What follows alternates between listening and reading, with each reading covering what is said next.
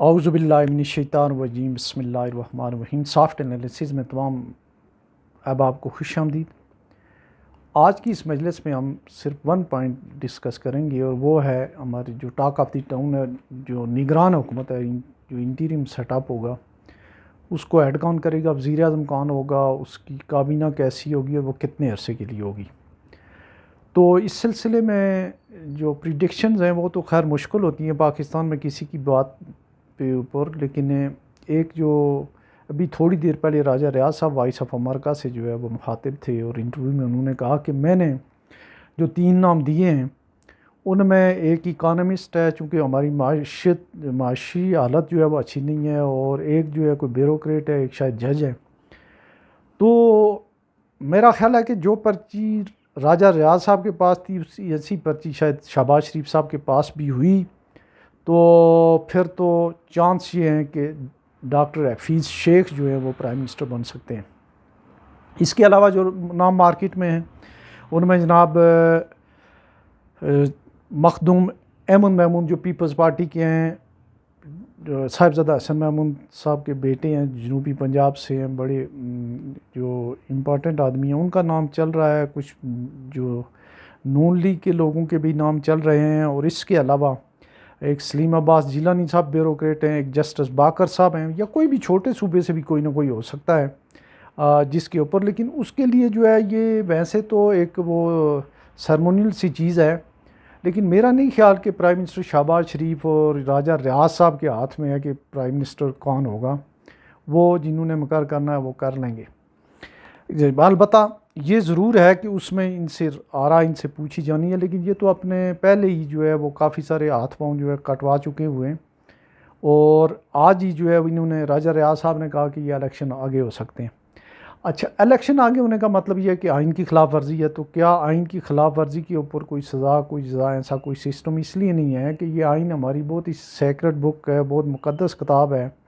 بہت ہی جامع کتاب ہے، لیکن اس کو 10 سال جو ہے وہ ڈکٹیٹر نے اپنے جوتے کے نیچے رکھا ہے، ان کو بھی کسی نے کچھ نہیں کہا، تو اس لیے جو ہے وہ ایسا ہو سکتا ہے۔ البتہ یہ ضرور ہے کہ اس میں کوئی اپنی مرضی کی من پسند کی ترمیم جو ہے اس کی تو گنجائش اب نہیں رہی ہے، تو اس کی جیسے کوئی انٹرپریٹیشن کرے نظریہ ضرورت کے تحت وہ ہو جائے گی۔ اچھا، اس کے علاوہ جو ہے جو انٹرنیشنل میڈیا ہے، جو الجزیرہ یا BBC وغیرہ، ان کا بھی جو کہنا یہ ہے کہ یہ جو انٹیریم سیٹ اپ ہے یہ 2 سال تک جا سکتا ہے، 1.5 سال تک بھی جا سکتا ہے، بلکہ وہ ایک ہمارے مشہور ایک براڈ کاسٹر ہوتے تھے خالد امین صاحب، وہ خبریں میں سن رہا تھا وائس آف امریکہ کی، تو وہ کہہ رہے تھے کہ اس میں ان کے لوگوں سے جو ہے وہ ڈسکشن بھی شروع ہو گئی ہے، اور اس میں چانسز یہ ہیں کہ PDM کے جماعتوں کے لوگ بھی شامل ہوں، اور ایک قومی حکومت ٹائپ کی، جو مجھے لگتا ہے کہ اس طرح کا بھی کوئی خیال ہے کہ چلیں ان کو بھی جو ہے وہ ساتھ ملا لیا جائے۔ تو اس میں ابھی تک جو چیزیں سامنے آئی ہیں وہ یہ ہیں کہ الیکشن ٹائم پہ ہونے کے کوئی امکانات نہیں ہیں۔ اس میں انہوں نے جو ایک ہولڈ کیا ہوا تھا، جو مردم شماری کا جو ایک کارڈ تھا، اس کو شہباز شریف صاحب نے آخری ٹائم پہ جو ہے وہ ریلیز کیا ہے، اور اناؤنس کرنے کے بعد جو ہے وہ حلقہ بندیاں نہیں کرنی ہے، اس کے لیے 120 دن الیکشن کمیشن کو چاہیے، 120 دن یہ ہو گئے تو ویسے ہی مارچ تک تو ویسے ہی چلا جائے گا الیکشن، لیکن جو بہت سارے فیصلے لینے ہیں اس کے لیے جو ہے وہ زیادہ وقت چاہیے ہوگا، اور ایک بات جو مجھے ڈر ہے، شک بھی ہے، اور وہ یہ ہے کہ یہ جو ہماری اگلی جو حکومت ہوگی، کیئر ٹیکر سیٹ اپ ہوگا، یہ جاننے کے بعد، اس کو بھگتنے کے بعد جو ہے عوام الناس جو ہے وہ PTI کی حکومت کو بھی بھول جائیں گے، PDM کی حکومت کو بھی بھول جائیں گے، نون لیگ کی حکومت کو بھی بھول جائیں گے، اور پیپلز پارٹی کی حکومتوں کو بھی بھول جائیں گے۔ ایسے یہ میئرز لیں گے اور ایسے یہ کام ہوگا۔ اس کی وجہ کیا ہے؟ اس کی وجہ یہ ہے کہ 3 دنوں میں یہ جو PDM کی جو حکومت تھی، یہ ایک ربڑ سٹیمپ کے طور پہ انہوں نے 50 سے زائد جو قانون سازیاں کی ہیں، یہ انہوں نے ایسے قوانین بنا دیے ہیں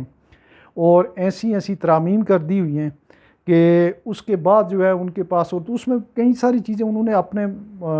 جو کرپشن ہے کرپشن تھرو لیجسلیشن، جیسے رانا تنویر صاحب ہیں، انہوں نے جو ہے ایجوکیشن کی جو ہے وہ ایک لوٹ سیل یونیورسٹیوں کی لگائی. اسی طریقے سے اعظم نذیر تارڑ کس کے ایجنٹ تھے، انہوں نے اتنی جو ہے ہولڈ کر کے چند دنوں میں یہ کیسی. اور اسمبلی کی جسٹیفیکیشن کیا ہے، جو بغیر پڑھے، بغیر سنے اور بغیر سمجھے جو ہے وہ ایک ہی سیشن میں جو ہے پورے بل جو ہے جس نے پاس کیے. تو اس چیز کا امکان ہے کہ اس میں پھر ایک ٹیکنوکریٹ کی حکومت کا بھی امکان ہے کہ ٹیکنوکریٹ کی حکومت بھی ہو سکتی ہے. اس میں بہت سارے جو ہے بیوروکریٹس اور اس طرح کے لوگ جو ہیں ریٹائرڈ لوگ جو آ جائیں. تو ابھی تک جو اس پی ڈی ایم کی حکومت کا تو چلیں دیکھیں، لیکن شہباز شریف صاحب کا ایک واحد کارنامہ ہے کہ وہ جو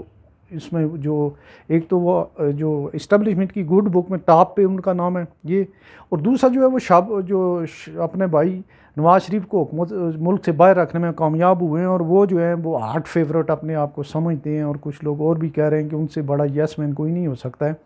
اگلے سیٹ اپ میں، ان کی وہ بڑے اسٹرانگ کنٹینڈر ہوں گے. اگر نواز شریف صاحب آ جاتے تو پھر دوسری بات تھی.